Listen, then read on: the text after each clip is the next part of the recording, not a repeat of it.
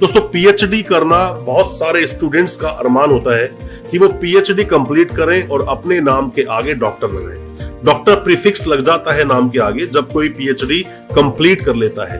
But यहाँ पर बहुत सारी प्रॉब्लम्स खड़ी होती हैं जब आप प्राइवेट यूनिवर्सिटी की तरफ रुख करते हैं और आपको प्राइवेट यूनिवर्सिटी की तरफ रुख करना पड़ता है। आप चाहते नहीं हो, क्योंकि ज्यादातर स्टूडेंट्स का गवर्नमेंट यूनिवर्सिटीज में नाम आता ही नहीं है, और या फिर जो उनकी लेंथी प्रोसीडिंग है या फिर थोड़ा टफनेस जो होती है पीएचडी कंप्लीट करने में, उन चीजों से आप बचते हैं या फिर आप उतने ब्रिलियंट स्टूडेंट नहीं होते हैं।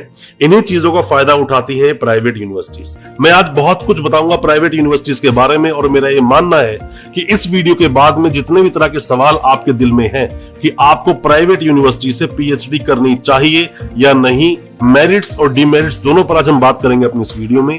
ज्यादा कुछ जानने के लिए दोस्तों बने रहिए हमारे इस वीडियो के साथ। नमस्कार दोस्तों, फिर एक बार आप सभी का तहे दिल से स्वागत करता हूं अपने इस यूट्यूब चैनल पर जिसका नाम है काउंसलिंग इंडिया, और मेरा नाम है वीरेंद्र वर्मा।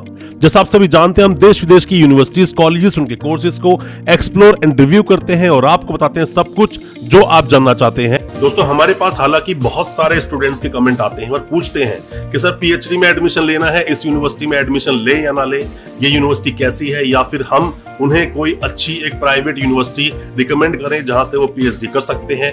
दोस्तों सिर्फ रिकमेंडेशन से कुछ नहीं होगा, सिर्फ बताने से कुछ नहीं होगा, क्योंकि पीएचडी को कंप्लीट करने के लिए 3 साल की आपको मदद चाहिए, आपको हेल्पिंग हैंड चाहिए होता है, और 3 साल तक के लिए जो भी कोई आपको सर्विस देगा वो अपना एक सर्विस चार्ज करेगा।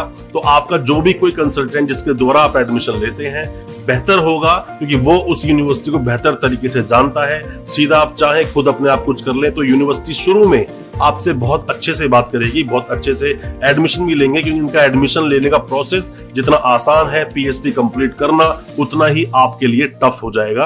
बेहतर है कि आपके साथ में कोई हेल्पिंग हैंड हो। दोस्तों अगर ये वीडियो आपको अच्छा लग रहा है तो अभी वीडियो को लाइक करें ताकि हमें और मोटिवेशन मिल सके, हमें प्रोत्साहन मिलता है और अच्छी वीडियोस आपके लेकर आने के लिए। और आप अगर पहली बार आए हमारे चैनल पर, अभी चैनल को सब्सक्राइब करें ताकि इसी तरह की एजुकेशनल वीडियोस आप तक पहुंच सके सबसे पहले। दोस्तों ये आपने अक्सर देखा होगा कि ज्यादातर प्राइवेट यूनिवर्सिटीज में एडमिशंस चलते ही रहते हैं, मतलब 365 दिन वो एडमिशन लेते रहते हैं। तो क्या ऐसा प्राइवेट यूनिवर्सिटीज कर सकती हैं? दोस्तों देखा जाए तो सभी प्राइवेट यूनिवर्सिटीज के पास लिमिटेड सीट्स होती हैं, पर ये एडमिशन लेते हैं बहुत ज्यादा।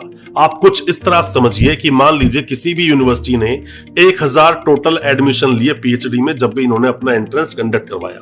हालांकि उतने गाइड इनके पास होते नहीं है। अब आपने एडमिशन ले लिया तो एडमिशन करने के बाद पहले ही साल में काफी सारे स्टूडेंट्स ड्रॉप आउट हो जाते हैं, मतलब कि वो अब पीएचडी को कंटिन्यू करना नहीं चाहते या वो कर नहीं पा रहे हैं। पहले साल में काफी सारे ड्रॉप आउट हो जाते हैं। सेकेंड ईयर तक जो लोग पहुंचते हैं, रिसर्च वर्क इतना टफ कर देते हैं ये प्राइवेट यूनिवर्सिटी वाले उनके लिए, और गाइड भी पूरी तरह से उनको सपोर्ट नहीं करता, मदद नहीं करता, जिसकी वजह से उनका भी कुछ दिल खट्टा सा हो जाता है और वो लोग भी इस कोर्स को आगे कंप्लीट करना नहीं चाहते, और जो फीस दे दी है वो फीस इनकी डूब जाती है।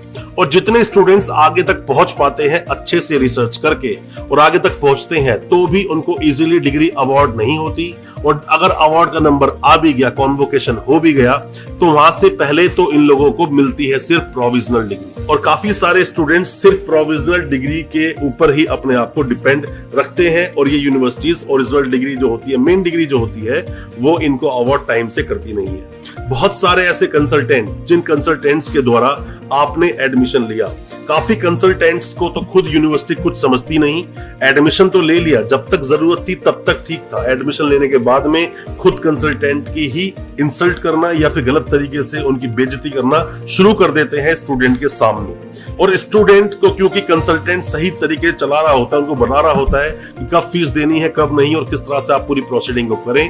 और काफी सारे स्टूडेंट्स अपने कंसल्टेंट को ही ओवरटेक करके आगे बढ़ते हैं और बाद में प्रॉब्लम होती है, उनके साथ हेल्पिंग हैंड कोई नहीं होता। दोस्तों आप किसी भी यूनिवर्सिटी के कोई भी डॉक्यूमेंट्स वेरीफाई करवाना चाहते हैं, वेरिफिकेशन के काफी सारे प्रोसेस होते हैं, पर जैसा मैं हमेशा अपनी वीडियोस के माध्यम से बोलता हूं कि आरटीआई एक बहुत अच्छा ऑप्शन होता है।